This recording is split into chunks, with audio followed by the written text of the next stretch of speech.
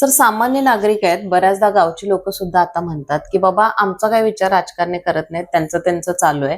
तर खरंच हे नागरिकांचं जे मत आता तयार झालेलं आहे ते आत्ताची राजकीय परिस्थिती बघून काहींचं तयार झालं असेल किंवा वैयक्तिक जे अनुभव आले त्यातून झाला असेल.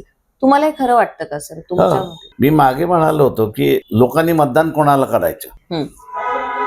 तर मी एकच म्हणाल, ज्यांनी आपल्याला पैसे दिले नाहीत त्याला मतदान करा. ज्यांनी पैसे दिले त्याचे पैसे घ्यायचे, ठेवून द्यायचे, आणि ज्यांनी दिले नाही त्याला मतदान देऊन मोकळं. लोकांच्या हातात आहे. सुधारणा ही निवडून गेलेले करतील असं नाही. सुधारणा ही लोकांनी केली पाहिजे आणि लोकांनी ती पायंडा पाडला पाहिजे.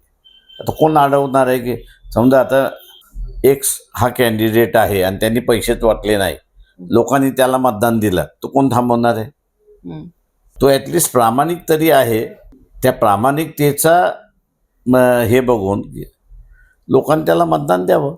म्हणजे हे वाटप करणारे जे आहेत ते पुढच्या निवडणुकीपासून थांबतील. अरे बाबा वाटप करून फायदा नाही, बरोबर, आपली गंगाजल वाहत गेली. सर, वाटप करणं थांबेल असं म्हणजे मला क्वचित का वाटतं याचं कारण, जे सरकारने लाडकी बहीण योजना ही योजना आणली म्हणा, यामध्ये अनेक महिला वर्ग जोडला गेला. याच्यातून महिलांच्या मनात झालं की नाही, हे माझे भाऊ आहेत आणि ते एक मनात तयार झालं त्यांच्या. सेम कंडिशन सर ग्रामपंचायत निवडणुकीला सुद्धा होते. ग्रामपंचायत गावातील 2 जरी उमेदवार असतील, जो उमेदवार जास्त पैसा देतो त्याकडे लोक वळतात. तर कुठे नागरिकांचंच हे याला कारणीभूत ठरतंय का? म्हटलं मला की नागरिक जोपर्यंत सुधारत नाही, म्हणजे जुनी म्हण होती की राजा तशी प्रजा. आज असणारा राजा कोण आहे? तर मतदार हा राजा आहे. आता राजा जर खायला लागला तर त्यांनी निवडून दिलेला प्रतिनिधी अजूनच खात बसेल. त्याच्यामुळे लोकांनी काही सिस्टम्स पाडल्या पाहिजेत, आणि त्या म्हणजे की एकदम मतदान करेल किंवा करणार नाही. केलं तर कोणाकडून घेऊन करणार, मला ज्याला वाटते त्याला मी मतदान देईन.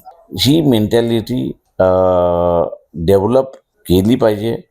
लोकशाही ही आपल्याकडे नव्यानं आहे, तेव्हा लोकशाहीचे गुण, मतदानाचे गुण हे समाजामध्ये रुजवावे लागतात, आणि ते रुजवण्यासाठी काही नाही आहे. म्हणजे बाबासाहेबांनी असं म्हटलं होतं की आपण निवडणूक ही पद्धत आणली, आणि निवडणुकीच्या पद्धतीतून जो निवडून येईल तो राज्य करेल, आणि हा फक्त 5 वर्ष राहील. आता मी माझ्या अनुभवावरनं सांगतो. आम्ही ज्यांना जिल्हा परिषदेचे अध्यक्ष केले, वर्षभर किमान मिनिमम वर्षभर ते आमचं समजवण्याचंच गेलं. त्यांना 1 वर्ष कसं बसं त्याला मिळतं, आणि 2.5 वर्षानंतर त्याला काढलं. त्याच्यामुळे तो ट्रेन होईपर्यंत त्याचा पाय उतारा असतो. बरोबर. त्याच्यामुळे बाबासाहेब असं म्हणाले होते की तुम्ही त्याला त्याच्या हातामध्ये ज्यावेळेस कारोबार देताय त्यावेळेस तो कारोबार देण्याच्या अगोदर तुम्ही त्याला ट्रेनिंग दिली, म्हणजे मग तो बसल्या बसल्या कारभार व्यवस्थित करू शकतो. नाही तर शिकण्यामध्येच त्याची वर्ष 1.25 वर्ष निघून जातात.